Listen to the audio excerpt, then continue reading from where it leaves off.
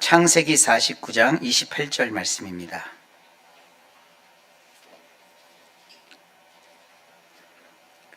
창세기 49장 28절. 자, 주의 말씀을 함께 합독합니다. 시작. 이들은 이스라엘의 12지파라.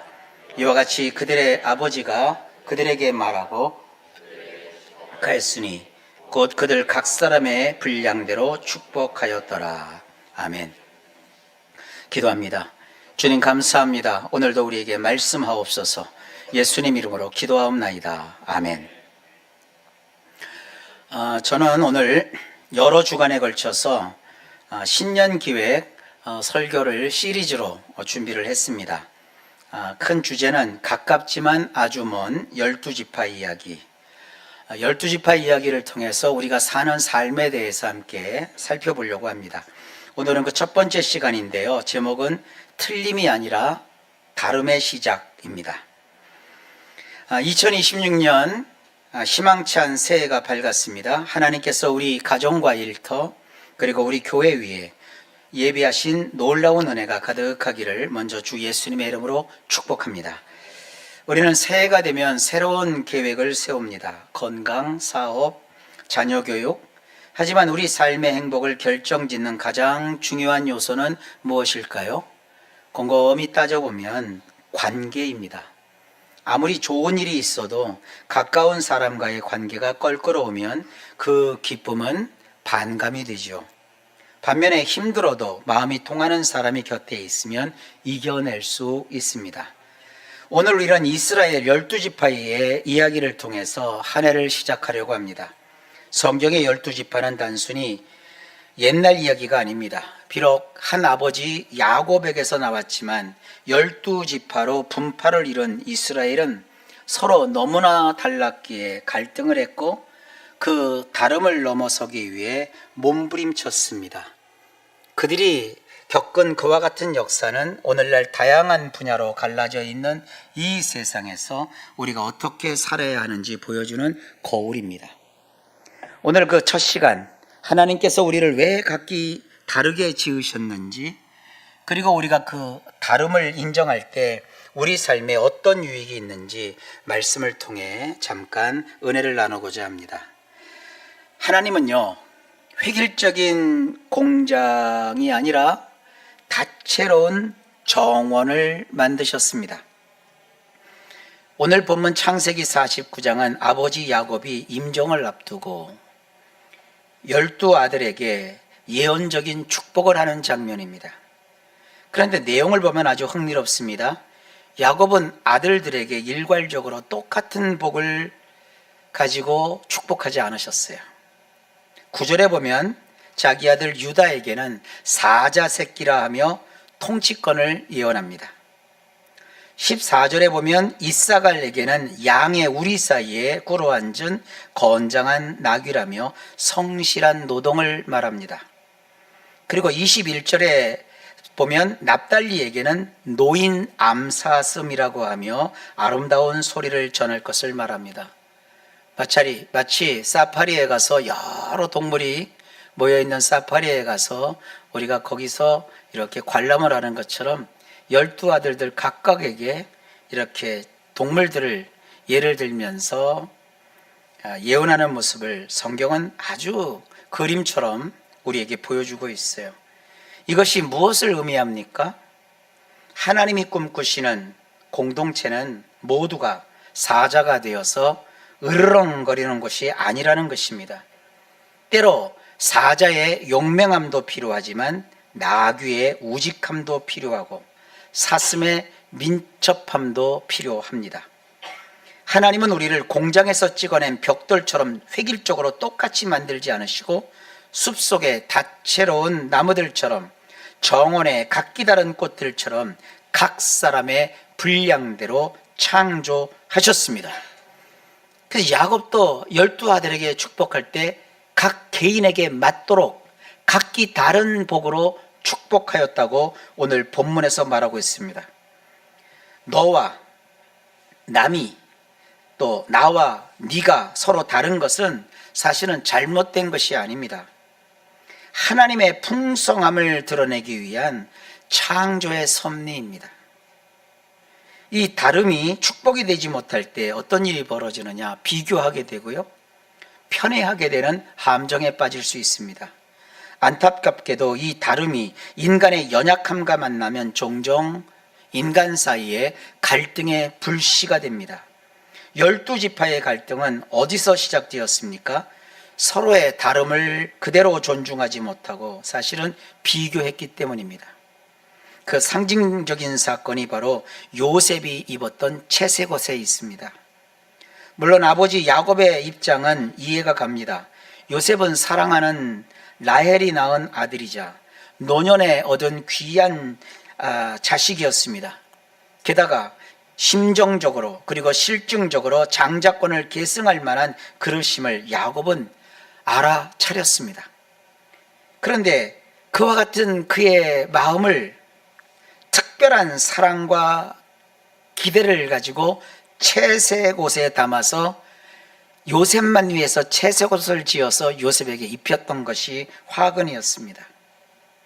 문제는 그렇게 채색옷을 져서 입힌 것이 다른 형제들에게 어떻게 비쳤느냐는 겁니다.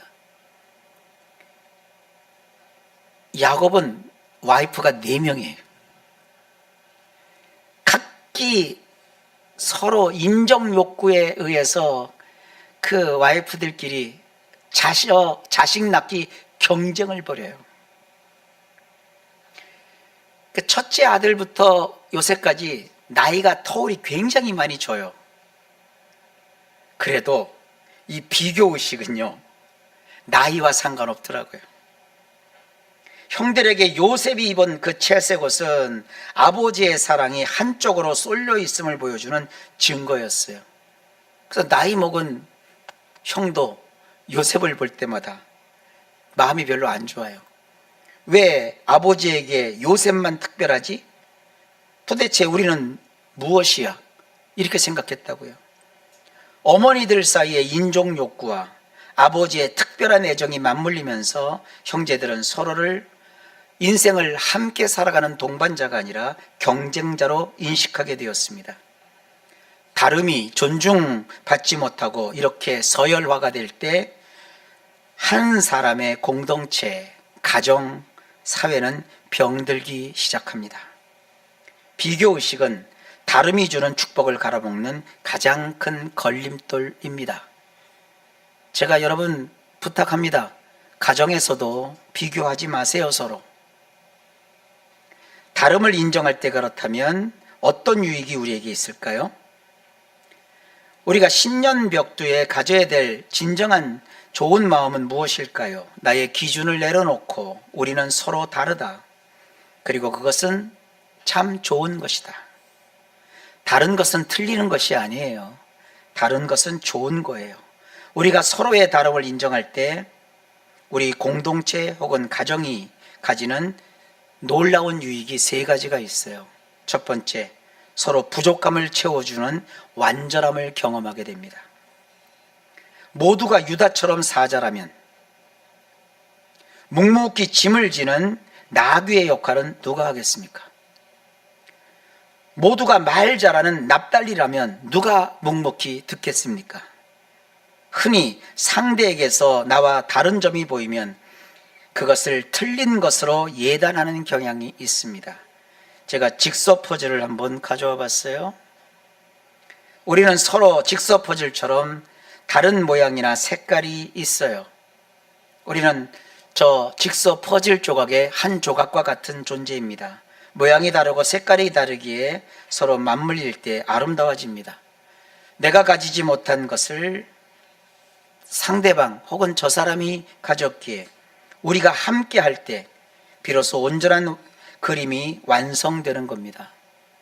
남편과 아내의 성격이 다른 것, 그것은 이혼 사유가 아니에요. 다른 것은 아름다운 거예요. 다른 것은 좋은 거예요. 성도 개개인의 타입이나 스타일이 다른 것은 교회적으로 볼 때 서로를 돕기 위한 하나님이 행하신 배려입니다. 근데 우리는 이걸 잘 몰라요. 아니 여보, 어렸을 때 집에서 그렇게 배웠어? 그거밖에 못해? 이건 안 살자는 얘기예요. 너는 맨날 하는 짓이 어때? 그렇게밖에 못하냐?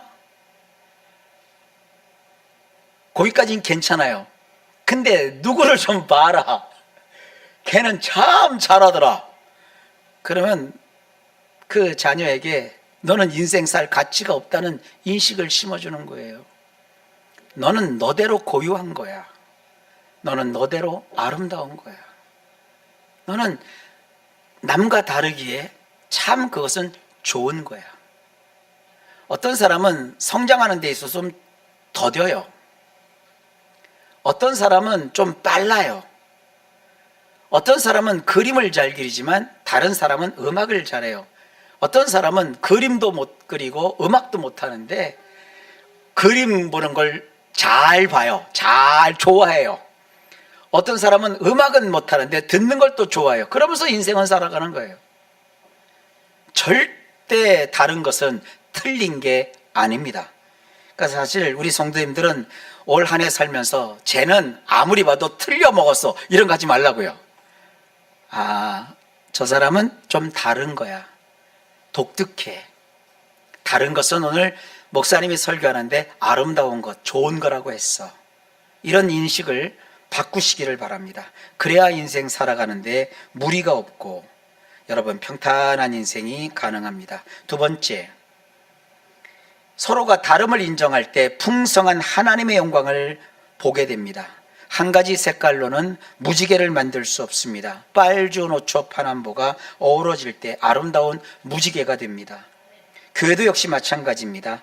다양한 사람들이 모여 각기 다른 모습으로 하나님을 섬길 때 세상은 우리를 통해 하나님의 다채로운 영광을 보게 될 것입니다. 획일적인 교회는 지루하지만 다양성이 조화된 교회는 위대합니다. 이단자들의 집회 모습을 이렇게 보면 좀 이상한 게 있어요. 똑같은 옷을 입고 똑같이 앉아갖고 똑같은 박자에 똑같이 기계적으로 박수를 치거나 몸짓을 해요. 그게 하나 되었다. 우리 어렸을 때 집체 교육 엄청 많이 했잖아요. 난 지금도 싫은 게 마스게임. 그런 기억이 없나요? 그 마스게임 왜 하는지 몰라요. 더 웃긴 건 곤봉체조. 아, 우리는 또 학교가 무슨 곤봉체조 지정학교요. 그 나무떼기 이렇게 해갖고 이렇게 막 돌리는 거 있어요. 막 덩떠덩떠덩떠덩떠 막. 저는 하면서 그걸 왜 하는지 전체 모르겠어요. 그 발표 날은 또 그 곤봉 끝에다가 이렇게 또 이렇게 너플너플한 걸 또 달아야 된대요.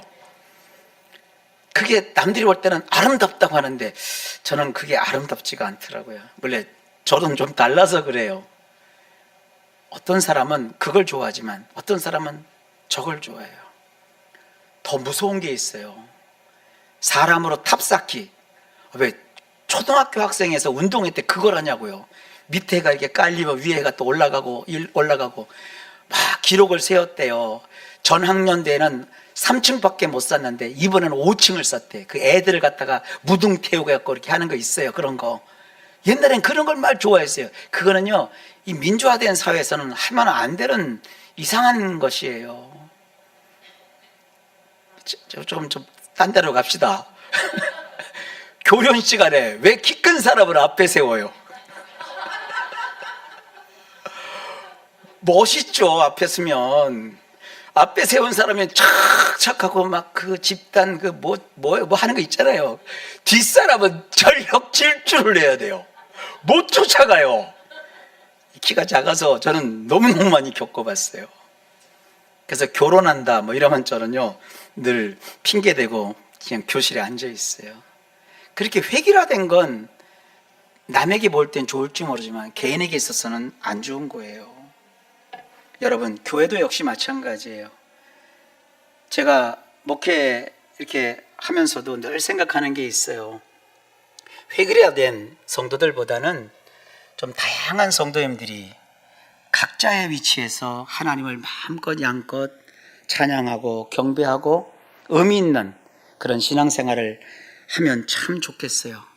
우리 개인이 하나님 앞에서 이렇게 다르지만 각자의 고유한 모습으로 주님을 섬길 때 큰 그림에서 보면 풍성한 하나님의 영광이 나타납니다.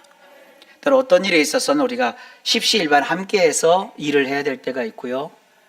또 우리가 협동해야 될 때도 있지만 일상에서는 대부분 한 사람 한 사람의 가치가 소중합니다.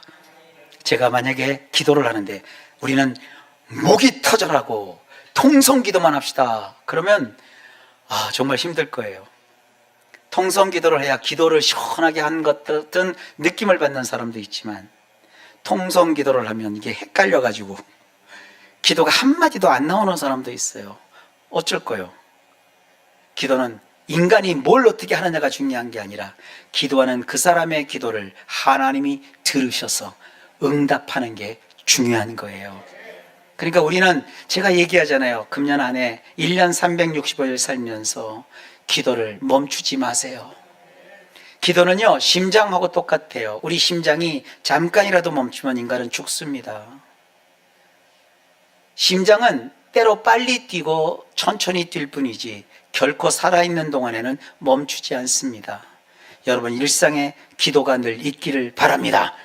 교회 와서도 기도하지만 여러분 각자의 일터에서 삶에서 늘 하나님과 멈추지 않고 기도하는 각자의 모습을 가지시기를 주의 이름으로 축복합니다. 제가 늘 조심시킨 게 있잖아요. 기도 처음 배울 때는 누군가의 기도문을 배우는 것도 중요하지만 결국에 가서는 여러분 음성으로 각자의 생각으로 하나님께 기도하셔야 합니다. 여러분 기도 끝말이 어때요? 하여 주시옵소서예요? 아니면 해 주십시오예요? 해 줘예요? 다 달라요. 근데 요즘 오히려 어린 친구들이 기도를 더 맛깔스럽게 해요. 하나님, 오늘 저에게 맛있는 음식을 줘서 고마워요. 얼마나 예뻐요. 조금 큰 이 청소년들은 또 기도할 때 요즘은 입니다로 하더라고요. 하나님, 우리에게 공부할 수 있도록 기회를 주셔서 참 감사합니다. 근데 어른이 그걸 뭐야? 기도가 입니다가 뭐냐? 하여 주시옵소서, 하옵나이다. 이게요, 헷갈려요. 연세 드신 분들, 조금 이렇게 연식이 되신 분들은 입니다, 씁니다, 이렇게 하면 조금 이렇게 경건함을 덜 느껴요. 그래서 하옵나이다 막 그래야지 이게 기도라고 느껴요. 그건 옛날 문화예요. 근데 그게 틀린 게 아니에요. 다른 거예요. 아시겠죠? 중요한 건 기도를 멈추지 마셔야 되는 거예요. 나는 목사님 기도말이 적어요. 기도는 말로 하는 게 아니에요. 성심, 전심, 진심으로 하는 거예요. 그래서 기도가 잘 안 나오면 가만히 머물러 계셔도 돼요. 주님, 이제부터 기도합니다. 그것도 기도예요. 주님 앞에 서는 거예요. 주님 앞에 계신 거예요. 다 기도예요.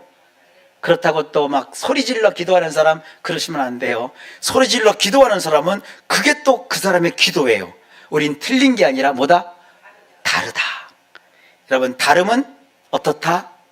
좋은 거예요. 달라야 아름다움을 우리가 보유할 수 있어요. 한 사람 한 사람이 귀하고 좋은 분들입니다. 올 한 해도 여러분의 모양대로 다르지만 풍성한 하나님의 영광을 경험하길 주의 이름으로 축복합니다. 셋째, 다름을 인정할 때 비교가 사라지고 진정한 평안이 임합니다. 저 사람은 왜 나처럼 하지 않지? 라는 생각만 내려놓아도 우리 마음엔 금방 평화가 찾아옵니다. 비록 한 배에서 난 자녀도 각기 달라요.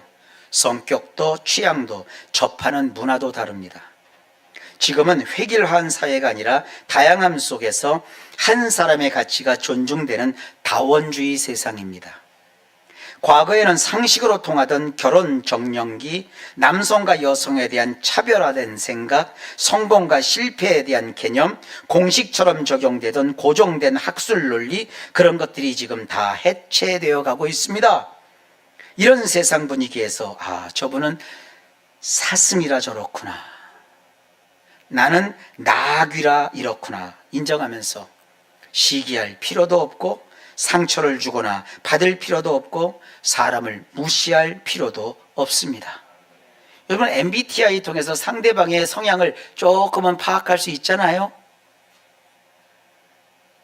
나는 T예요. 나는 I예요. 이렇게 얘기하잖아요. 그래서 저분은 저런 성향을 갖고 있구나 이해하면 돼요.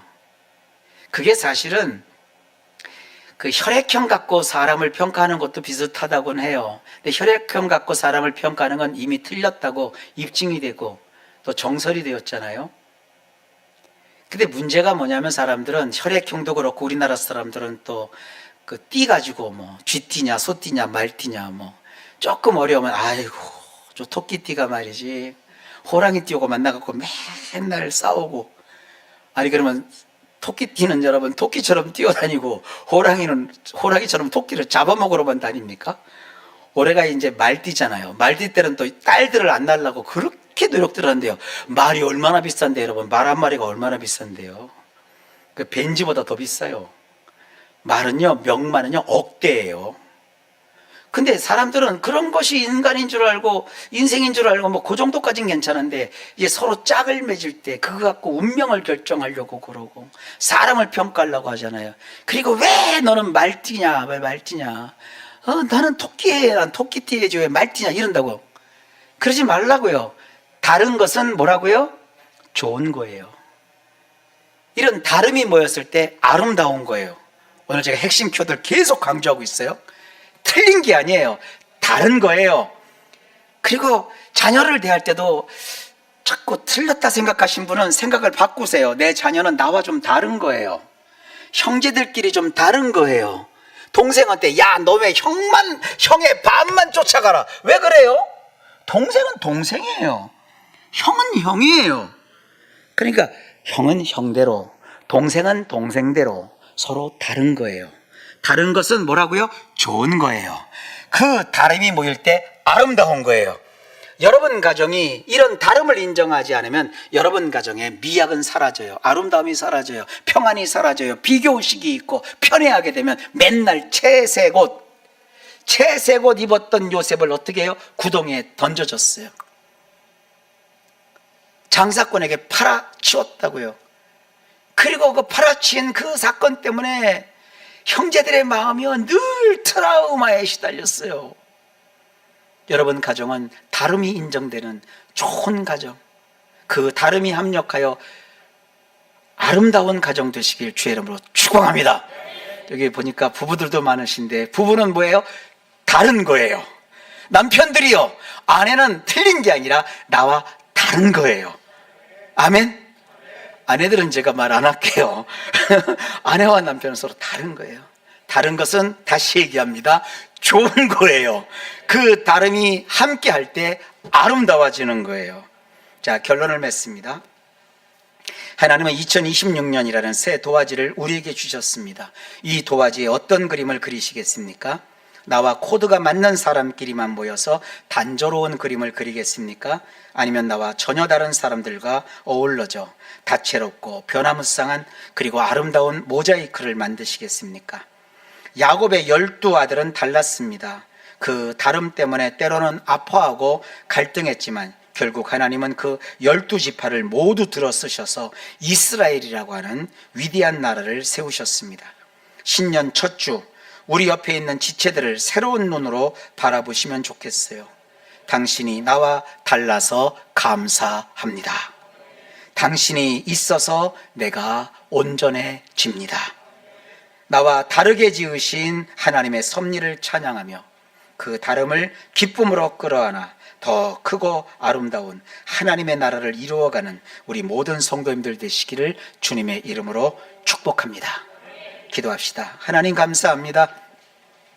먼저 우리가 서로 다름을 인정하고 새해를 화목하게, 좋게, 아름답게 이 고단하고 지난한 한 해를 살아가면서 가정부터 화목을 이루게 하시고 부부가 서로 한길 가게 하옵시고 부모와 자녀, 형제끼리, 자매끼리 서로 합력하여 화목한 가정, 또 우리 교회 온 성도가 서로 다름을 인정하는 가운데 좋은 가운데 아름다운 공동체가 되도록 복을 내려 주옵소서.